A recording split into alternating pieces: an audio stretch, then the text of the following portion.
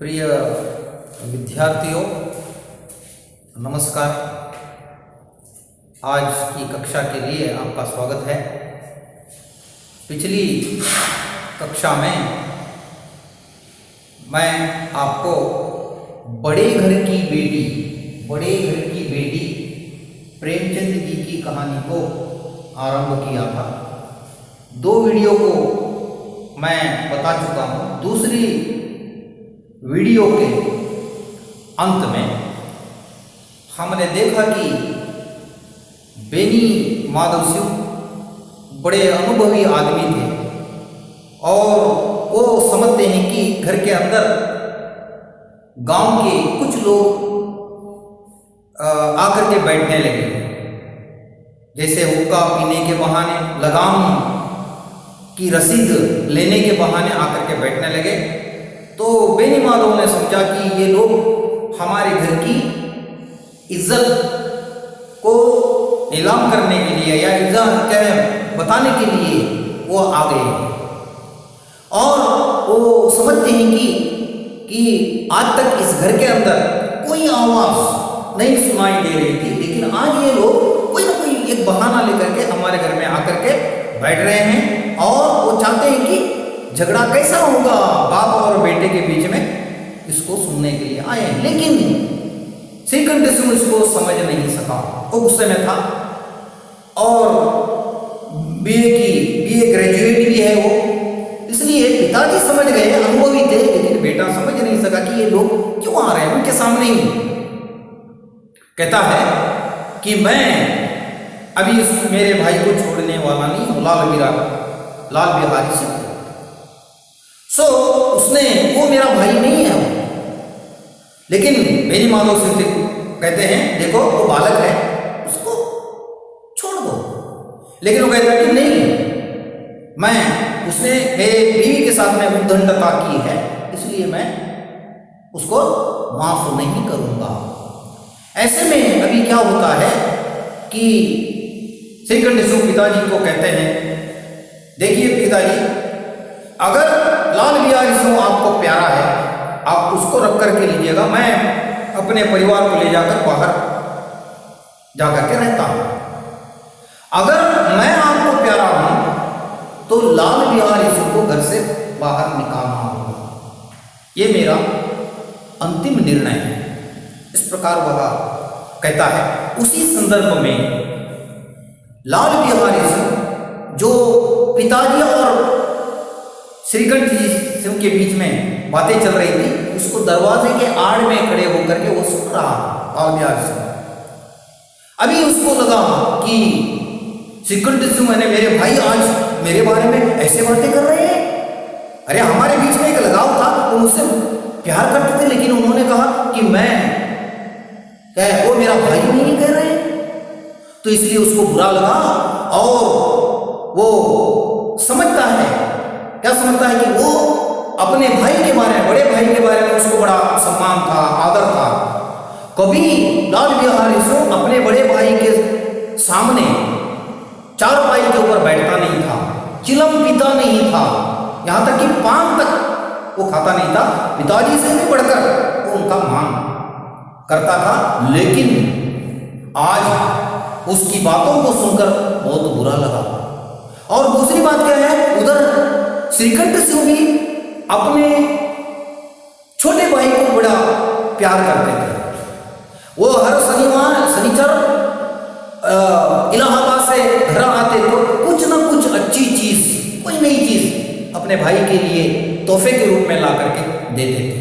और उन्होंने और अपने भाई को कभी भी कुछ कड़े शब्दों में उनके साथ में बर्ताव नहीं किया था, भला बुरा उनको नहीं कहा था श्रीकंठ सिंह ने। लेकिन और दूसरी बात ये भी है कि उन्होंने अपने भाई के लिए एक मुगदर की जोड़ी, उसको मुंगरी कहते हैं, मुगदर की जोड़ी,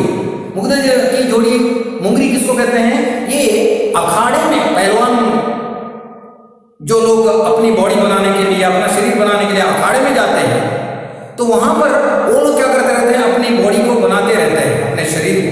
तो ऐसे में कुछ डम्बल्स जैसे कुछ लकड़े का बनाया हुआ होता है और वो लेकर क्या करते हैं, अपने शरीर को बनाने के लिए, अपने मांसपेशियों को बनाने के लिए हाथ के अंदर क्या करते हैं, उसको घुमाते रहते हैं, सब घुमा घुमा करके हर दिन अखाड़े के अंदर अपने बॉडी को बनाते रहते हैं। उसको मुगदर कहते हैं। मुगदर वो लकड़े का होता है बना हुआ। हर जो पहलवान है वो क्या करता है, उसको घुमा घुमा करके इसको हाथ को जो है मजबूत बनाने के लिए उसका इस्तेमाल करते हैं अखाड़े में।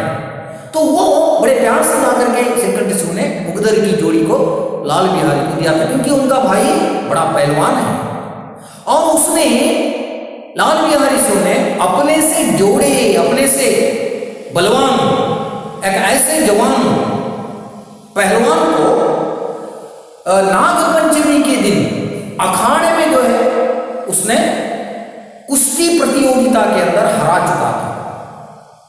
तो हराने के कारण श्रीकंठ सिंह को इतनी खुशी हो गई, वो वहां दौड़कर जाकर अपने भाई को आलिंगन करते हैं, गले लगाते हैं और खुशी के मारे उन्होंने 5 रुपए अपने भाई को दिया था। अर्थात दोनों भाइयों के बीच में इतना लगाव, इतना प्रेम दोनों के अंदर था। लेकिन आज बड़े भाई की बातों को सुनकर लाल बिहारी सिंह को बड़ा दुख होता है। उनकी आंखों में आंसू आने लगते हैं और वो समझने लगता है। कौन समझने लगता है? लाल बिहारी सिंह सोचने लगता है, आज बड़े भाई ने मुझे इस प्रकार की डांट की बात कही है। अगर वो मुझे क्या करते थे कि अगर वो मुझे श्रीकंठ उसे अकेले में बुलाकर, मेरे भाई अगर मुझे बुलाकर के मेरी जो गलती हुई है उसको दूर करने के लिए अगर वो मुझे अकेले में बुलाकर 2-4 बातें मुझे भला बुरा कहते या 2-4 तमाचे भी अगर मुझे मार देते तो मैं उसको बर्दाश्त कर लेता था, मैं उसको उस दुख को सह लेता। लेकिन आज उन्होंने जो कुछ भी बात कही है उससे बड़ा दुख उनको होता है। इसलिए क्या है, आनंदी दुख हो गया, वो उनके आंखों से आंसू आने लगते हैं। अभी वो क्या करते हैं, सीधे निकल करके भाभी के कमरे के पास जाते हैं। वहां आनंदी के पास जाने के बाद जाकर कहते हैं, भाभी भैया ने निश्चय किया है वह मेरा मुंह नहीं देखेंगे और अब मेरा मुंह नहीं देखना चाहते, इसलिए मैं अब जाता हूं। अब मैं यहां से निकल करके जाता हूं क्योंकि श्रीकंठ सिंह भाई ने कहा है कि वो मेरा चेहरा देखने वाले नहीं है, इसलिए मैं अभी यहां से निकल करके जाता हूं, उन्हें फिर मुंह ना दिखाऊंगा, मैं भी भाई को मुंह नहीं दिखाऊंगा। इस प्रकार वो जो कुछ मेरे से अपराध हुआ है उसको आप क्षमा कीजिएगा। इस प्रकार बताता है लाल बिहारी सिंह भाभी को और उसके आंखों में आंसू आ गए। अब कहानी का चौथा भाग आरंभ होता है। कहानी की चौथे भाग में अभी क्या हो गया, लाल बिहारी सिंह आनंदी के द्वार पर खड़ा था। उसी समय श्रीकंठ सिंह भी आंखें लाल करके वहां पर आ गए। भाभी के कमरे के पास जाकर के खड़ा है और बता रहा है भाई के बारे में। उसी संदर्भ में लाल श्रीकंठ सिंह भी उधर से आए, बड़े गुस्से में थे भाई के बारे में। वो बिना भाई का चेहरा देखे अंदर चले गए, अर्थात वे अपने भाई की परछाई भी नहीं देखना चाहते हैं, ऐसा बर्ताव करके अंदर जाते हैं। अभी अंदर जाने के बाद आनंदी को भी पश्चाताप होने लगा। अरे मैंने खामखा अपने पति को जाकर देवर के बारे में शिकायत बता दी, मुझे ऐसा नहीं करना चाहिए था। इस प्रकार अभी उसको पश्चाताप होने लगता है। और आनंदी बड़ी दयावान लड़की थी, इसलिए उसको बुरा लगने लगा, ये क्यों एक मामूली बात को आज इतना बड़ा बना दिया। मेरे पति ने भी इसको सुनकर छोटी सी बात को क्या बड़ा बना दिया, ऐसा नहीं करना चाहता था मेरे पति को भी, इसलिए उसको बुरा लगने लगता है।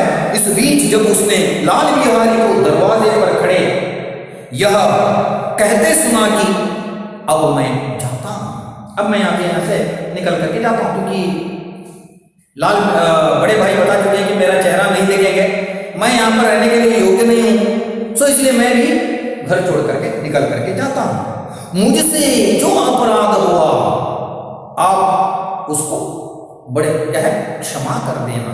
इस प्रकार वह जो लाल बिहारी ने कहा था उसको सुनकर उसको भी दया आ गई और वो भी रोने लगी, उसके आंखों से भी आंसू जो है एक प्रकार से निकलने लगते हैं।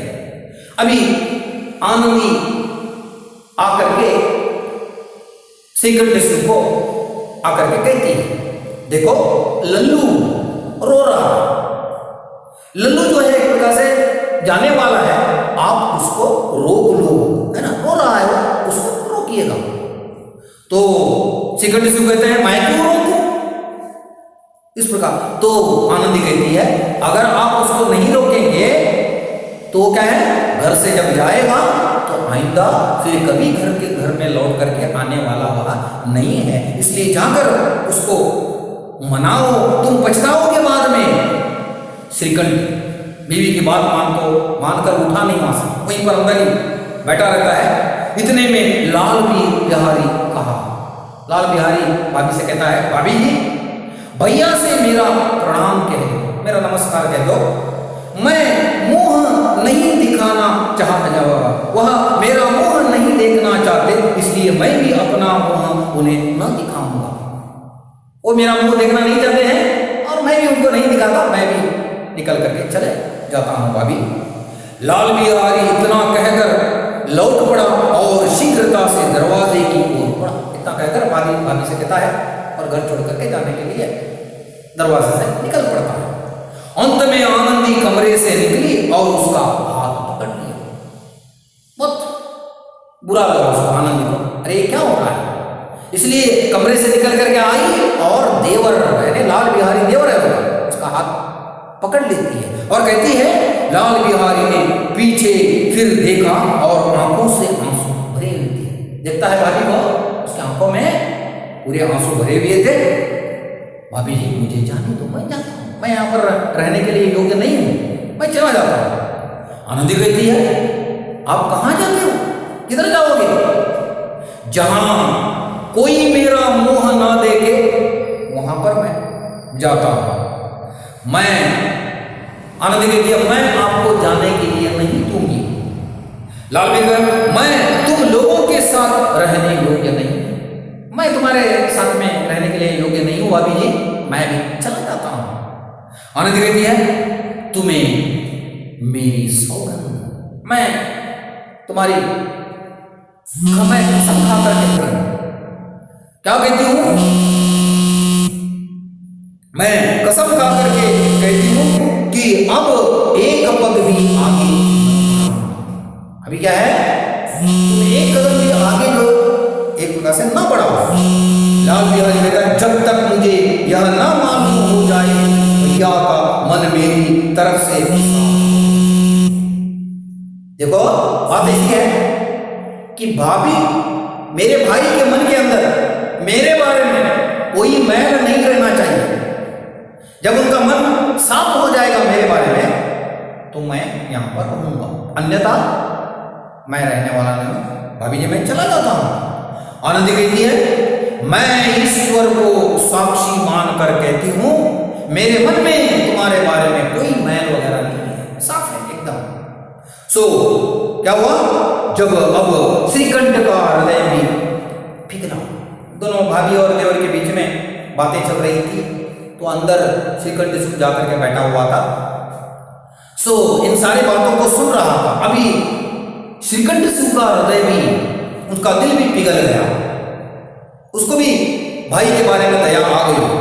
सो उन्होंने बाहर आकर लाल बिहारी से गले लगा लिया। आता है बाहर, भाई खड़ा हुआ था, लाल बिहारी आकर के आलिंगन करता है, गले लगाता है। दोनों भाई फूट फूट कर रोने लगे, मिल करके दोनों रोने लगते हैं गलती के बारे में। लाल बिहारी ने सिसकते हुए कहा, भैया अब कभी मत कहना कि तुम्हारा मुंह न देखूंगा। भैया इसके बाद कभी भी मेरे बारे में यह नहीं कहना कि मैं तुम्हारा चेहरा नहीं देखूंगा। इसके सिवा आप जो मुझे दंड देंगे, जो सजा देंगे, मैं उसको भुगतने के लिए तैयार हूं।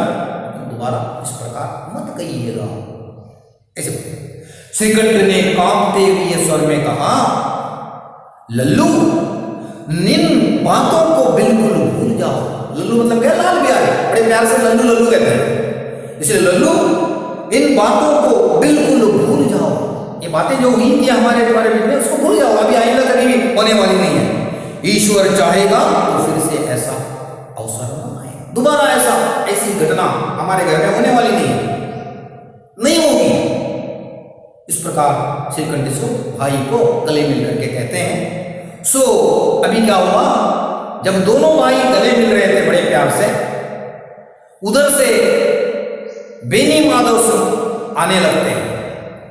आते ही देखते हैं कि दोनों भाई, दोनों बेटे क्या कर रहे हैं, आपस में गले मिल रहे हैं। बड़ी खुशी हुई उनको, और इस खुशी को देखकर, दोनों भाइयों को गले मिलते हुए देखकर वह बहुत ही खुश हो गए, और उनके मुख से एक वाक्य निकला, और वो वाक्य कौन सा है?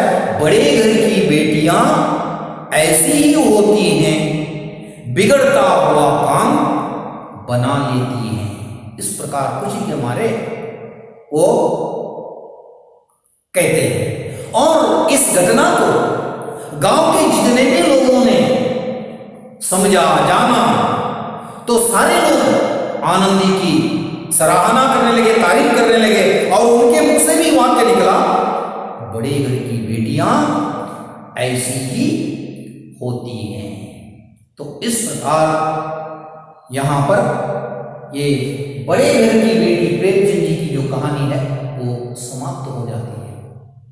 तो इस प्रकार हम इस कहानी के अंदर देखा कि प्रेमचंद जी ने आनंदी के माध्यम से बताया कि एक अमीर घर की लड़की के अंदर भी एक ऐसी क्षमता होती है, एक ऐसा गुण, महान गुण होता है जिसके अंदर दया, सहानुभूति, या जो है अभावों को भी सहन करने की शक्ति, या रूढ़िग्रस्त जो परिवार है उसके साथ में एडजस्ट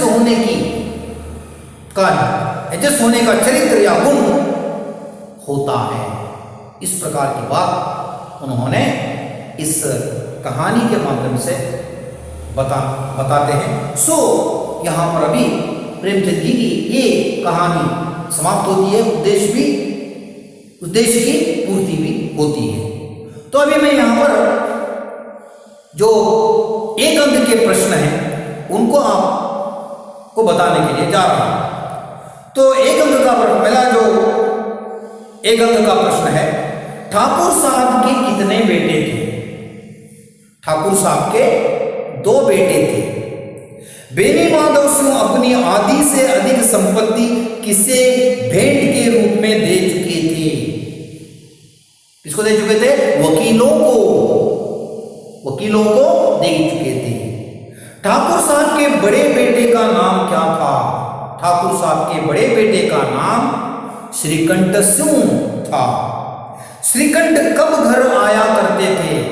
श्रीकंठ शनिवार के दिन घर आया करते थे। आनंदी के पिता का नाम लिखिए। आनंदी के पिताजी का नाम भूप सिंह था। थाली उठाकर किसने पलट दी? लाल बिहारी सिंह ने थाली उठाकर पलट दी। गौरीपुरा गांव के जमींदार कौन थे?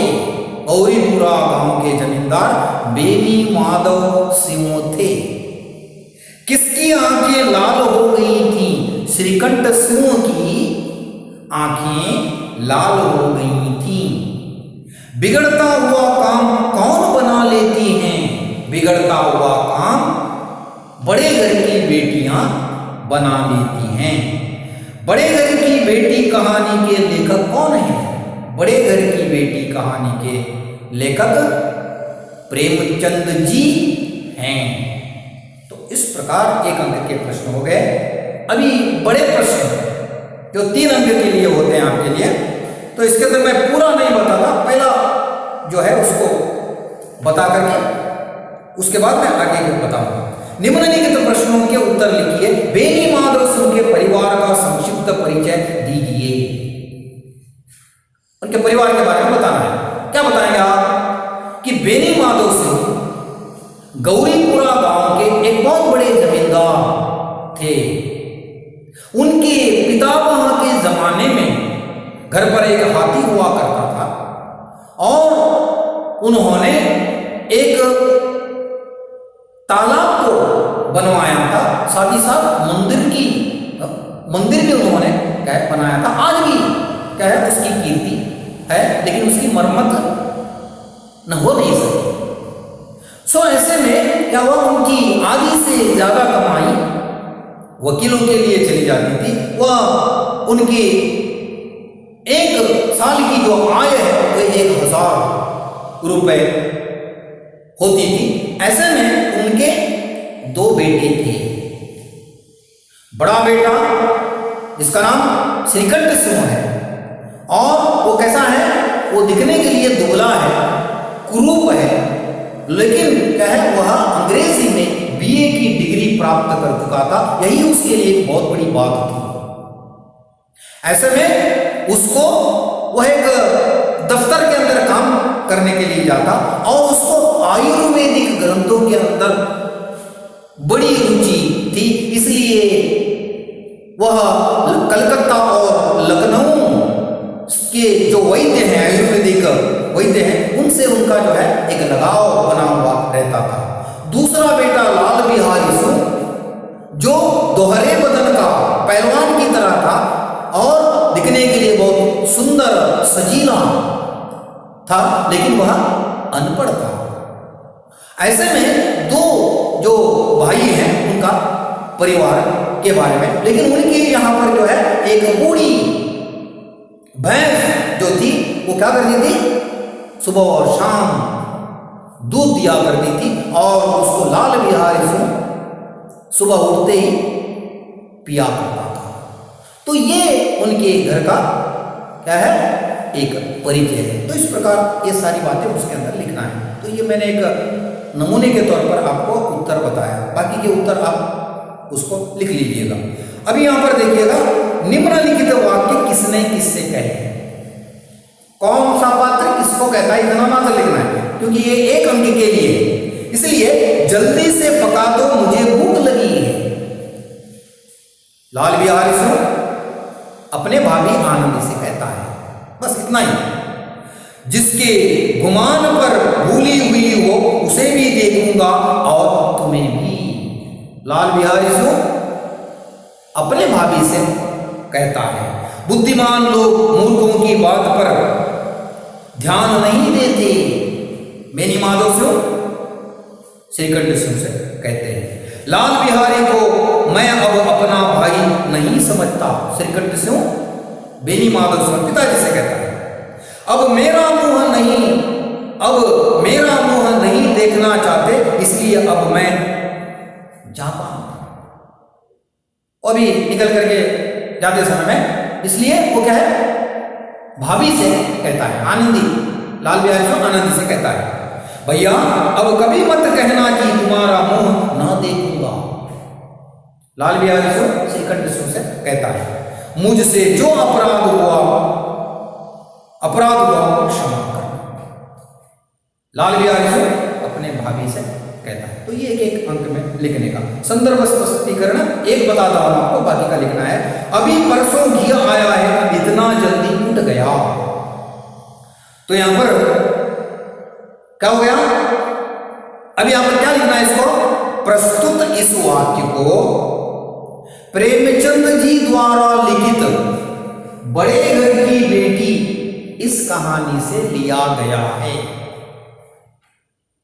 पहला, अब इसको क्या करना है, इसको किसने कहा, किसने कहा कि लाल बिहारी अभी परसों घी आया है, इतना जल्दी उठ गया। लाल बिहारी से आनंदी से कहता है। कब कहता है, जब वह 2 चिड़ियों को मारकर ले आता है और आनंदी से कहता है इसको मांस बना दो, इसको पकाओ। तो आनंदी खाना वगैरह बना करके बैठी थी सो अभी वहां नया मांस बनाने के लिए चली गई। हांडी में पाव भर घी था और वो क्या करती है, उसको क्या करती है, पूरा का पूरा उसके अंदर जो है डालती है। जब लाल बिहारी खाना खाने के लिए बैठा तो दाल के अंदर घी नहीं दिखाई देता, इसलिए उसको बड़ा गुस्सा आ गया और कहता है कि इसके अंदर घी तो नहीं है, कहां गया। तब वह कहते हैं कि देखो बस पाव भर था, सो मैंने मांस बनाने के लिए उसका उपयोग किया। तब लाल बिहारी सिंह भाभी से कहता है अभी परसों घी आया है, इतना जल्दी उठ गया, इस प्रकार कहता है। तो ये एक नमूना है, आप बाकी के जो है लिख कर लीजिएगा। वाक्य शुद्ध कीजिए। उनकी पितामह किसी समय बड़े धनधान्य संपन्न थे। उनकी नहीं, यहाँ पर क्या है, उनके पितामह किसी समय बड़े धनधान्य संपन्न थे। स्वयं उनका पत्नी को ही इस विषय में उनसे विरोध थी। स्वयं उनकी पत्नी को ही इस विषय में उनसे विरोध था। उसके बाद देखिए तीसरा, आनंदी अपने नए घर आया। आनंदी अपने नए घर में आया नहीं, आई होना चाहिए। चौथा, मुझे जाना दो, मुझे जाने दो। तो ये वाक्य शुद्ध कीजिए होगा। अभी कोष्टक में दिए गए शब्दों को रिक्त स्थानों में भरकर उसको बताइएगा। इस दरवाजे पर डैश झूमता था, इस दरवाजे पर हाथी झूमता था। डैश में रामलीला के वही जन्मदाता थे, गौरीपुर में रामलीला के वही जन्मदाता थे। सुंदर संतान को कदाचित उसके माता पिता भी अधिक चाहते थे। श्रीकंठ सिंह डैश को घर आया करते थे, शनिवार को घर आया करते थे। बड़े घर की बेटियां ऐसी ही होती हैं। उसके बाद में अन्य लिंग रूप लिखिए, लिंग को बदल करके लिखना है। ठाकुर ठाकुराइन, पति पत्नी, बेटा बेटी, स्त्री पुरुष, बुद्धिमान बुद्धिमती, हाथी हाथिनी, भाई बहन। उसके बाद अन्य वचन रूप लिखिए, वचनों को बदलना है। कैसे, घर ही होता है, बदलता नहीं, इसलिए घर बेटी बेटियां, भैंस भैंसे, भैंसे कहते हैं, भैंसे,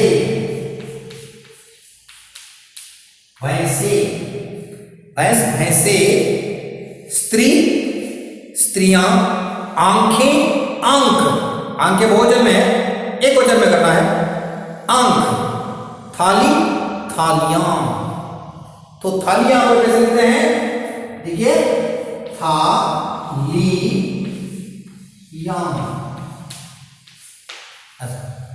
तो इस प्रकार यहां पर ये पूरी कहानी समाप्त हो जाती है और प्रश्नोत्तर भी मैं बताया हूं। बाकी की जो है आप उसको बराबर से पढ़ करके उसको लिखिएगा और अगले वीडियो में और एक कोई कविता को लेकर के मैं आपके सामने प्रस्तुत हो जाऊंगा। तब तक के लिए आपसे विदा लेता हूं। धन्यवाद।